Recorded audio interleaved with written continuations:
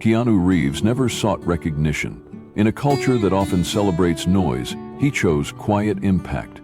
Long before he ever walked the halls of Sunrise Hope Hospital, he had seen what it meant to be invisible, to struggle, to hurt, to ask for help and be ignored. That memory never left him. So when fame and fortune came, he didn't buy mansions on every coast or throw lavish parties. Instead, he quietly invested in something that mattered, a hospital built not on profits, but on purpose. Sunrise Hope wasn't just a building. It was a belief that healthcare should be humane, that compassion should never come with a price tag, and that everyone deserves to be treated with dignity, no matter what insurance they carry or the shoes on their feet. He built it in silence, never asking for his name to be on a wall. To Keanu, doing good didn't require an audience. It required heart. That's the kind of American story we don't hear enough of. The quiet builder, the servant leader, the man who sees success not as status, but as service. Sunrise Hope was his vision, but it was meant to belong to everyone. One rainy evening, Keanu Reeves did something most people in his position would never even consider. He took off the suit, left behind the status, and walked into Sunrise Hope Hospital as just another patient. No security, no cameras. Just an old motorcycle, a worn jacket, and the weight of growing concern.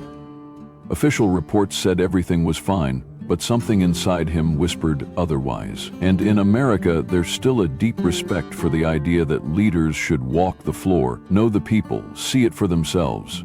That's exactly what Keanu did. As he stepped through the hospital's glass doors, no one looked up. No one saw the founder. They only saw a man who looked tired, maybe poor, maybe unimportant, and that was exactly the point. He sat in the waiting room like anyone else, beside a coughing grandfather, a crying mother, and a teenager holding a bleeding hand. He watched the receptionist ignore the desperate. He heard a nurse dismiss a man gasping for air. He saw rules used not to protect, but to exclude. The deeper he sat, the more he realized this place had drifted far from its original purpose. But he didn't shout. He didn't reveal himself. He listened, he felt. Because that's what real change makers do. In the American spirit of walk a mile in their shoes, Keanu chose empathy over ego. He let himself witness the cracks firsthand, the silent suffering, the fear in the staff's eyes, the hierarchy of worth based on appearance. And while every ounce of him burned with frustration, he stayed calm, not out of weakness, but out of strength, because he knew, to truly fix something broken, you must first understand how deep the break runs. That night, in that waiting room full of strangers, Keanu didn't just see a hospital failing its mission, he saw a chance to redeem it. Quietly, deliberately, he began to prepare, not as a movie star or a millionaire, but as a man who believed that dignity should not depend on status.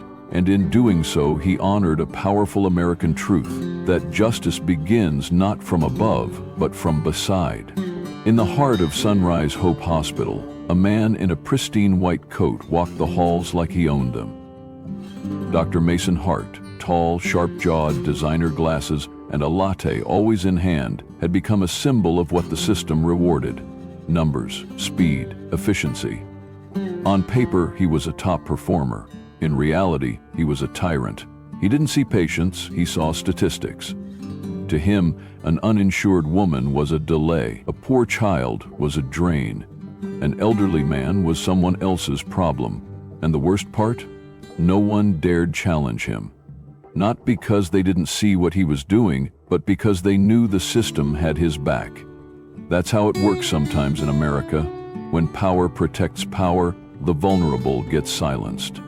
Keanu Reeves, still cloaked in the disguise of an ordinary patient, watched it unfold. A young mother named Linda cradled her burning son and begged for help. Dr. Hart looked at her like she was trash on the sidewalk. "This isn't a daycare," he sneered, taking another sip of his coffee. An older man, Mr. Walter, gasped for air in the waiting room, clutching his chest. A passing nurse, trained under Hart's cold philosophy, brushed him off. "Just wait." Then came Alex, a teenager with a bleeding hand, humiliated by Hart for wasting his time over a scratch. It was cruelty masquerading as professionalism, and Keanu felt his fists clench, but he didn't act, not yet. In American values, there's something sacred about bearing witness, about letting injustice reveal its full face before striking it down. So he stayed quiet, but alert. He watched how nurses were paralyzed by fear, how the receptionist mirrored Hart's arrogance, and how patients lowered their heads, learning the silent rule of the place. Unless you were rich or well-dressed, your pain didn't matter. Dr. Hart was everything Sunrise Hope was never meant to become. He walked through the hospital like a Wall Street executive in a field of suffering, immune to the cries, numb to the humanity. And he did it not because he didn't know better, but because he knew the game and played it well. He knew that if he saw more patients, skipped more tests, and kept the numbers high, the system would protect him. He hid behind efficiency like a shield, but in doing so, he stripped medicine of its soul. And as Keanu sat in that waiting room, surrounded by broken spirits, he understood that Dr. Hart wasn't just a bad doctor. He was a symptom of a deeper sickness, one that infected leadership, warped incentives, and silenced compassion. But this was America too, and America has a long tradition of reckoning, of men and women standing up, even when they stand alone. And Keanu knew the reckoning was coming, not with vengeance, but with truth. Not just for Hart, but for the whole broken system. Keanu Reeves sat in that cold, fluorescent-lit waiting room longer than he needed to. He had already seen enough to make any decent man stand up and scream. But Keanu wasn't just any man. He was a listener, a student of moments, and in that quiet suffering he heard the truth more clearly than any report could have ever shown him. He watched as Linda, the mother with the feverish baby, rocked her child slowly, her hope fading by the minute. Mr. Walter, the elderly man in pain, now slumped in his seat, eyes closed, face pale. Alex, the teenager with the bleeding hand, held onto that dirty cloth like it was dignity itself. Not one of them had received care. Not one of them had been heard. And yet, in the corner, a wealthy man in a suit strolled past the crowd, waved through like royalty. That's when it hit Keanu. This wasn't a broken hospital, it was a broken system. In America, we're told that every person matters, that we're all created equal, not just on paper, but in practice. But here in Sunrise Hope Hospital, Keanu saw something else. A quiet, calculated cruelty built into every gesture, and behind it all was not just Dr. Mason Hart, the arrogant face of it, but something deeper, more dangerous: protection, power, profit. The kind of corruption that wears a tie, speaks in boardrooms, and smiles for annual reports. The kind that says we're doing fine while people suffer just out of sight. Keanu decided to dig deeper. He stepped away from the waiting room and into the staff corridors, areas not meant for patients. There, behind a cracked door, he heard the voices, nurses whispering in frustration. Dr. Hart humiliated another patient today, one said. Management always covers for him, another replied. One younger nurse, voice trembling, said, he cuts our hours if we question him, messes with our schedules, reports never go anywhere. Keanu listened quietly, heart heavy. This was fear, not just apathy, good people trapped in a bad culture. And that culture had been allowed to grow because leadership had turned a blind eye in the name of metrics. When Keanu stepped into the room, they went silent, confused, maybe scared. But he didn't raise his voice or show anger. He simply said, I heard everything, and I need to know more. They didn't recognize him, not yet. To them, he was just another patient. But something in his voice, the steadiness, the sincerity, made them trust him. One nurse stepped forward and whispered, you're the first person who's ever asked. And that was all Keanu needed to hear. He returned to the waiting room a different man, not because he was angrier, but because now he understood. This wasn't just about one doctor or a few cruel moments. It was about a machine that rewarded speed over care, fear over ethics, image over truth, and he knew what had to be done. But in America, real change doesn't come from explosions or grandstanding. It comes from intention, from walking into the heart of the problem with calm, clarity, and courage. Keanu Reeves was ready, not to punish, but to rebuild. Not to expose for ego, but to heal what had been silently bleeding for too long. Because in this country, when the powerful forget the people, there must always be someone willing to walk beside them, feel their pain, and say, no more. That night, Keanu didn't raise his voice, but he was about to change everything. The moment had come. After hours of silence, of listening, of absorbing every painful truth buried in the walls of Sunrise Hope Hospital, Keanu Reeves stood from the worn-out chair in the waiting room and walked toward the front desk. Not as a patient, but as a man on a mission. He requested to speak with the hospital's administrator. The security guard hesitated, confused by the calm authority in Keanu's voice, but something in his eyes, steady, unwavering, almost haunting, pushed the guard to pick up the phone. Moments later, Keanu was led down a corridor he had once designed on a blueprint years ago. He passed nurses who no longer made eye contact, a janitor who nodded respectfully without knowing why, and patients who still sat waiting, unaware that the night was about to change everything. The conference room was sterile, clinical, a place made for policies and spreadsheets, not humanity. Inside sat Richard Coleman, the hospital's chief administrator, a man who looked more like a CEO than a healthcare leader. Gray hair, sharp suit, tired eyes, but not from caring, from calculating. He didn't look up right away. "So," he said flatly, "what exactly do you want?" Keanu sat down, slow and composed. The air shifted. "My name," he said evenly, "is Keanu Reeves." The room went still. Coleman looked up sharply. The security guard stiffened. A nurse nearby gasped. "I'm the founder of this hospital." A long silence followed, thick and suffocating. Coleman swallowed hard, trying to find footing in a moment that had flipped the entire room on its head. "Mr. Reeves, if I'd known you were here..." Keanu cut in, his voice quiet but firm. "That's the problem. You treat people differently when you know who they are. And that's not why I built this place." Coleman tried to recover. "Look, I understand your concerns, but we have a high-volume hospital here. Our doctors..." Keanu raised his hand. "I saw Dr. Hart humiliate a mother holding her feverish son. I saw him dismiss a man having a possible heart attack. I saw him ridicule a teenager with a bleeding hand and send him away untreated." Coleman blinked, speechless. "I saw your staff afraid to speak out. I saw nurses whisper behind doors because they're terrified of retaliation. I saw a culture of fear, of indifference, of cruelty." His voice didn't rise. It didn't need to. The weight of truth did the heavy lifting. "And I saw you let it happen." Coleman opened his mouth, but no words came. Keanu leaned forward. "I didn't build Sunrise Hope to be efficient.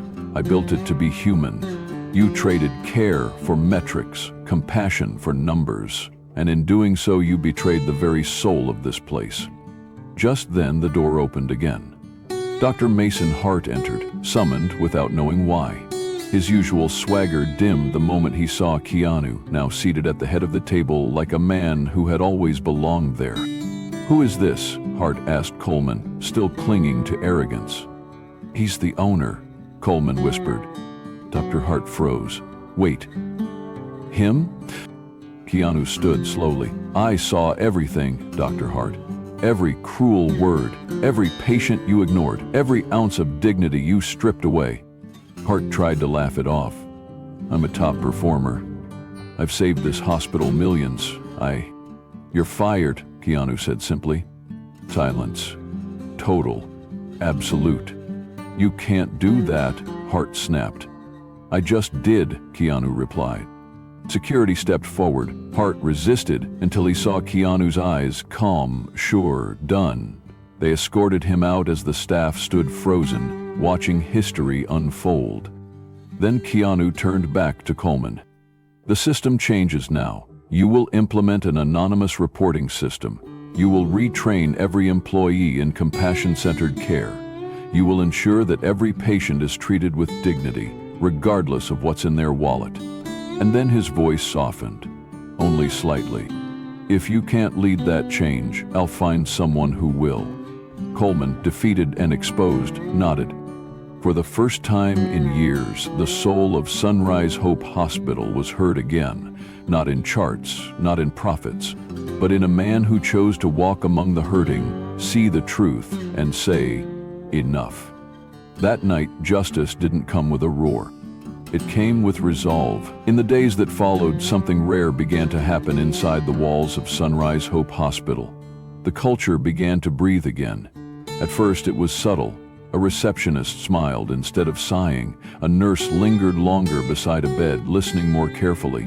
Patients who once sat in silence began to speak up, because for the first time in a long time, they believed someone might listen. The ghost of fear that once lingered in every hallway, every back room, every tired glance, it began to lift. Keanu Reeves didn't return the next day. He didn't need to. His presence had already shaken the roots of a system that had forgotten its purpose. But behind the scenes, his plan was already in motion. He had appointed a new interim administrator, a woman named Joanna Bell, a former ER nurse turned patient advocate, someone who knew suffering from the inside out. She wasn't hired for her resume, she was chosen for her heart. And that choice alone sent a signal to everyone working at Sunrise Hope. Things were different now. Joanna's first order of business was simple but powerful. Every department had to meet face to face, not with spreadsheets, but with stories. Staff were asked to share patient experiences, both good and bad, and talk about what compassion looked like in real life. At first, some resisted.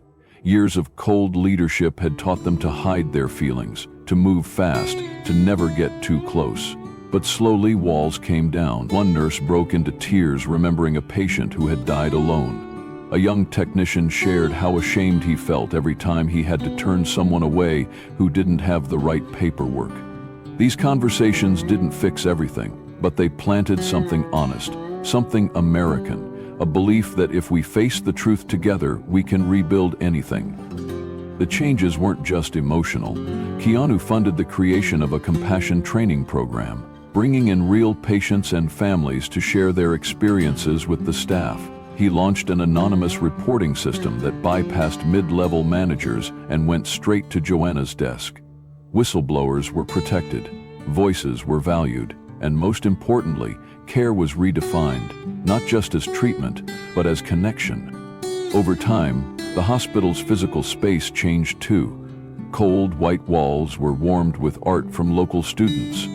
The waiting room where Keanu once sat was redesigned to feel like a living room, not a bus terminal. The vending machine was replaced with a corner stocked with free water, formula, and diapers for families in need. Small things. But in this new culture, small things mattered. And it wasn't just about the staff. The patients noticed. Linda, the mother who had once been humiliated while holding her feverish baby, returned a week later for a follow-up visit. This time, she was greeted with warmth. A pediatric nurse walked with her from room to room, explaining every step of the process. She didn't cry this time. She smiled, because she felt seen. Mr. Walter, the elderly man with chest pain, came back for a cardiology appointment. The same nurse who once ignored him now offered him a seat, a blanket, and maybe most healing of all, an apology. Alex, the teenager with the bleeding hand, returned too. Not for treatment, but to deliver a thank you card to the front desk. In it, he wrote, "The man who helped me said his name was just someone who cares." Turns out he was the owner. But honestly, it didn't matter. What mattered was he cared. That story spread. Not through press releases or interviews, Keanu refused all of that. But through whispers in the community, passed from one grateful patient to another. "Did you hear what happened at Sunrise Hope?" they'd say. "They're different now. You're safe there." The hospital began to fill, not just with people seeking care, but with people seeking dignity.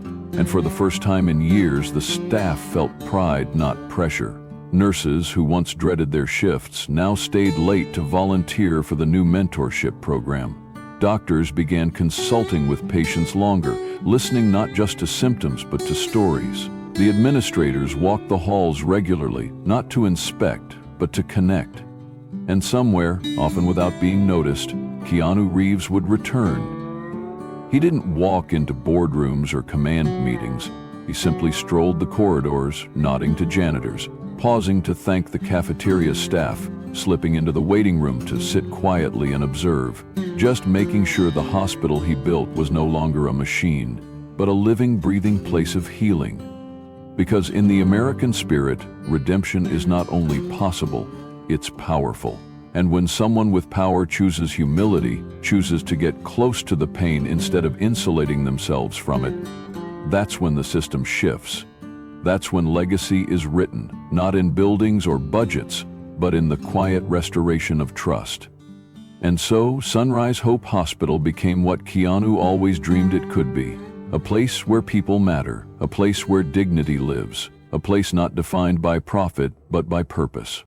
A place reborn, not by revolution, but by compassion. A few weeks later, as the sun dipped behind the city skyline, Keanu Reeves returned once more to Sunrise Hope Hospital. This time, not as an investigator or owner, but as a quiet observer. As he strolled through the newly softened corridors, a small voice called out. A boy, no more than 5, ran up, eyes bright with curiosity. "Are you Keanu Reeves, the man who owns the hospital?" Keanu knelt, smiling gently. "Yes," he replied. The boy beamed.